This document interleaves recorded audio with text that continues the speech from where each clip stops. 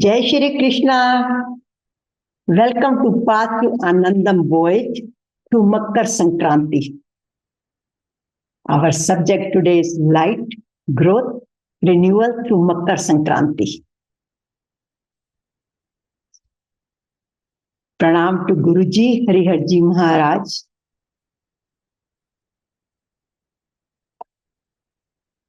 I'm Satya Kalra, your host and founder of Path to Anandam. Whatever you see on this page, all the 15 bestsellers, selling books, CDs, it's all blessing and guidance of Guruji Hariharji Maharaj. With his guidance, we have online programs and we have a YouTube channel where we have a 550 plus videos now. So all the programs are recorded, posted, uploaded over there. So you can watch there and you can share with your loved ones. The contents for today's program. What is Makar Sankranti? What is the significance of it? In Makar Sankranti and Gita and also Kumbh Mela. What is the spiritual significance, cultural significance, and how it benefits to our health and happiness? What are the practices we do? And what is our sankalpa? I enlighten the light within. So I am the light within. Meditation, tip of the day, and question and answers if there are any. So what is Makar Sankranti? It is the transmigration of the sun, Surya Bhagwanji, from one Rashi to Capricorn. So this is a solar transition. Sun moves into Capricorn, Makar Rashi, and it begins the northward journey of the sun. It is called Uttarayan, from south. So it goes from north to south. And this is the festival which is celebrated end of the winter, and they call it a harvest season. So you can see it how the sun is now from darkness to moving to the light. And actually you can see how the sun moves on the hills. And we observe so much from the hill that the sun starts moving from south direction to the north direction. And it is also called the Bhishma Pitama Day. This is the day when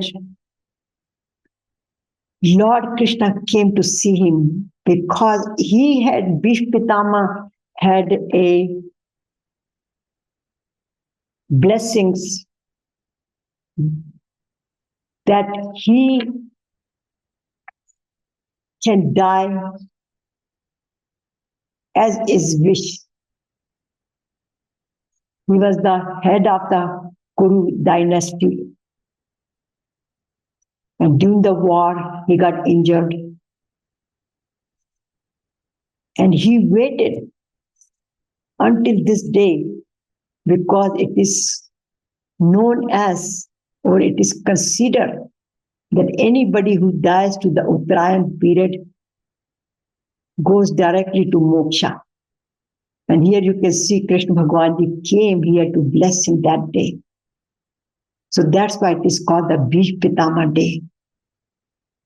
The spiritual importance of this is that it connects to body, mind, and soul. Body. Cleansing the body by taking the bath in the holy river. Many holy rivers, Jamuna, Ganga, Saraswati.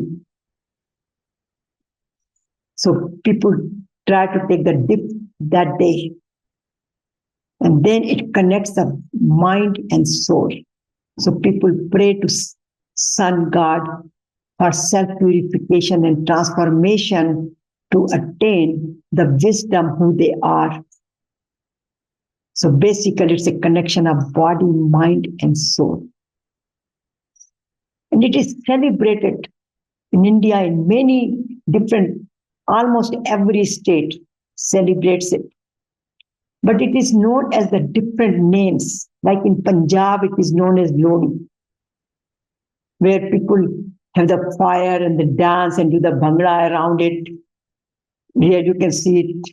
And then in Maharashtra, it is known as Tilgul because people eat a lot of jaggery sweets with sesame seeds like tilke laddu and lot of gajaks, etc., where you can see it, all the reveries and all the goodies. And then in Tamil Nadu, it is known as Pongal. And they offer the prayers to the sun god. And then in Uttar Pradesh, it is known as the kite flying day. So it is a kite flying festival. And in globally, it is celebrated in almost all the places in the world now. But in Nepal, which is the Hindu Rashtra, Hindu nation, so it is known as Makar Sankranti. And again, they do the same thing, bathing in holy rivers and do the offerings. And Mauritius, Fiji, different places, this wherever they are Indian, they are celebrating. And nowadays, Indian are everywhere. So it is celebrated all over the places where the Punjabi people celebrate as Lodi, Maharashtrian people celebrate as Telugu, Tamil people celebrated Pongal, and flying the kites is a very popular one. So in India, this is the one festival which is celebrated in almost all the states and has many different names.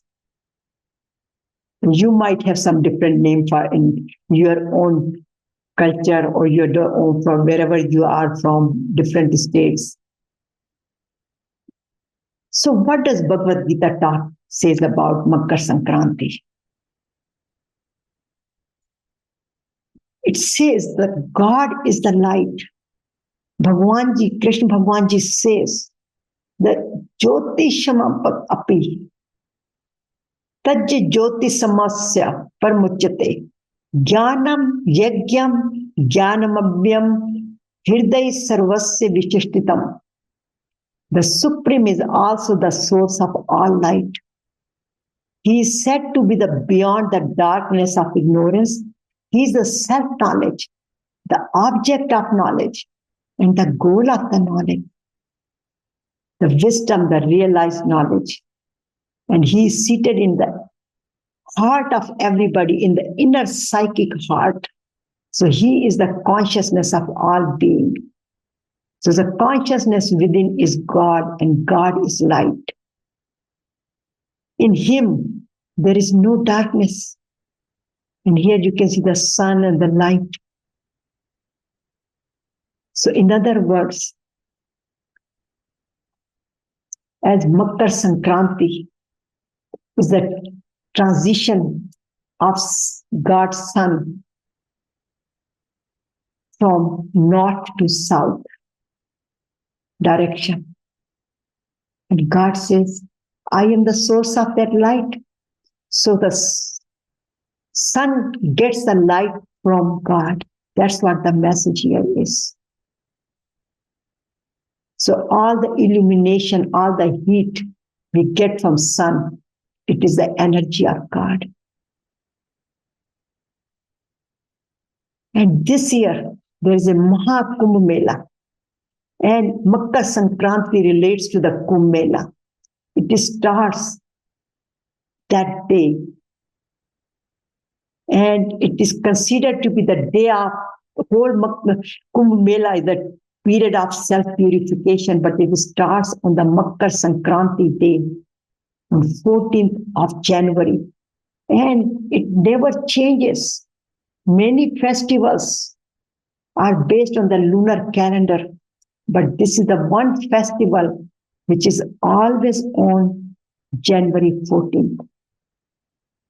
And it starts with bathing in the holy rivers, and with prayers, lot of rituals, yoga, meditation, and lot of sacred processions to the river banks, where this year it is in Prayagraj, where the Triveni, three nadis, three rivers, Ganga, Jamuna, and Saraswati, meet all together. And that is a place is called for the bathing, or they call it Ishnan place. And then unity and devotion, collective worship, spiritual gathering, selfless service, seva, all is related to Makar Sankranti and especially to Kumbh Mela, because Kumbh Mela is 45 days and a lot of seva is done, selfless service is done, lot of devotions. So Karma Yoga, Bhakti Yoga. So finally, the enlightenment. So through the self-purification with all these spiritual practices, one looks for the enlightenment, getting the light within, knowing the wisdom of supreme power, that we are all one, we are part of his creation, we are part of him. So we are the Atma and he is the Paramatma. And here you can see the Kumbh Mela, the people are taking bath and doing the prayers, and a lot of preparation is required in that one. A lot of people do a lot of seva. So what is the spiritual significance and application in life? So the Makar Sankranti, the rising with the sun, that is the spiritual significance. And this is how we can apply in our life as well. So we can do the self-reflection, self-inquiry, that where we are emotionally, physically, and connection with supreme power. And this is a time to renew ourselves. So this is a new beginning. That's why people relate this to the new year as well. So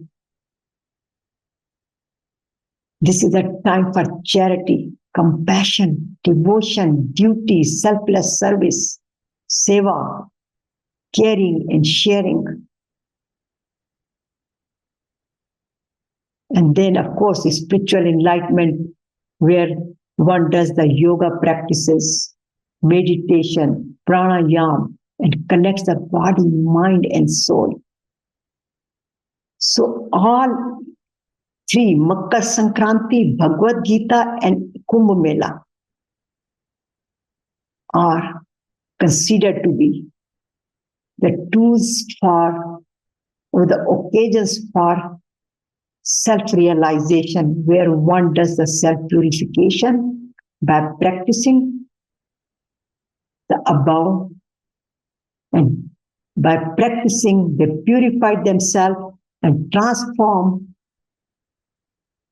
and attain the self-knowledge, wisdom, who we are, who I am, who am I? I'm Satchitananda. And they also lead the healthy, happy, and peaceful life. And here you can see in Bhagavad Gita, it says that one uplifts from tamasic behavior, nature, attitude to swabhava, to rajasic swabhava. So from ignorance to the Rajsiksa Bhava, the passionate, and then finally they come to the Satvik. Satvik is a symbol of light. And beyond that, continuous practices, they go to Gunatit. So go beyond these limitations, qualities. So the light is enlightened within, and the peace comes, and then peace goes to the family, to the nation, the community, nation, and to the whole universe. So this has a big significance. And that's why this is rising with the sun. So just like sun gives a light to others, he is truly a karma yogi. Never stops doing any action, giving lights.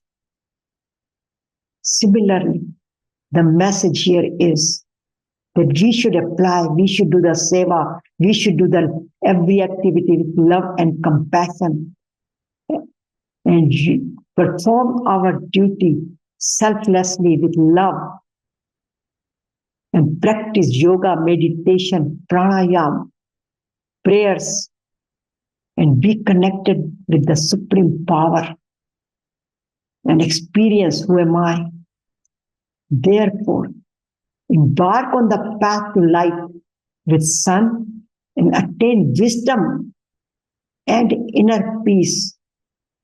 And that inner peace leads to the global peace. And the benefits are here: health and wellness. So, if you look at this one, it's not just the transition of sun, but it's a seasonal transition. And eating til, sesame, like in Maharashtra, is very popular with gur, jaggery, which gives the warmth. That's why in winter, a lot of food is prepared with sesame seeds, which gives the warmth to the body and also helps to build the immunity. And also the sun shines more and more. And we all know that with the sun exposure, the body makes the vitamin D, which is very essential for our body, for our survival, for our bones. And then spiritual and physical balance. So we also get the physical, body related, mind related, and then the soul related, spiritual and physical balance. So again, connection of body, mind, and soul. So this multidimensional festival is so unique. It is a combination of cultural, spiritual, and has health benefits. And one thing very good about our Sanatana Dharma, our Indian traditions, are that all the festivals are related to the cultural, spiritual, and also the benefits to the health. So this is the most and very first, foremost festival of the year, Makar Sankranti. So our sankalpa is, I ignite the light within, just like sun. I become just like sun. Give the lights to others. Become diya. Share our resources with others. Give our smile to others. And take care of ourselves as well. Our physical body, mind, and soul.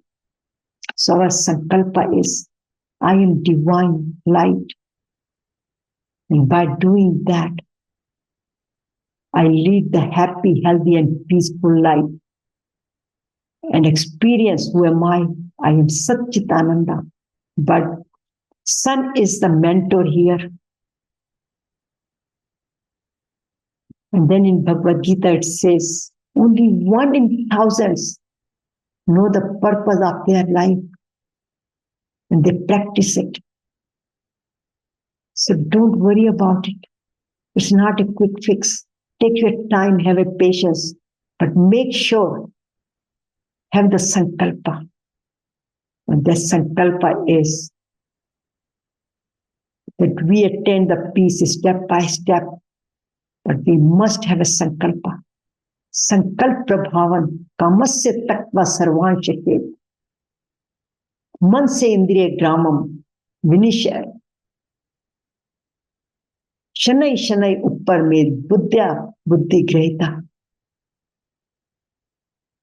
आत्म संस्था मना कृत्वा न किंचित अपि Chinte. So here विनियमम समन्तता and here न किंचित अपि Chinte means one gradually attains peace and tranquility of mind by totally abandoning all selfish desires, completely controlling all the senses and mind by intellect, keeping the mind fully engaged in the God's consciousness. Atma sansam mana katva na kinchit api chinte. Always living in the consciousness of God and thinking nothing else. Then, little by little, like a turtle, we attain, we reach to our destination and know the purpose of our life. Who am I? So thank you very much for attending Path to Anandam Voyage, transforming through Makar Sankranti. So growing, rejuvenating, becoming like a sun, truly a karma yogi, by learning to the Makar Sankranti and leading the happy, healthy, and peaceful life. So happy Makar Sankranti to all of you. Thank you, thank you, thank you.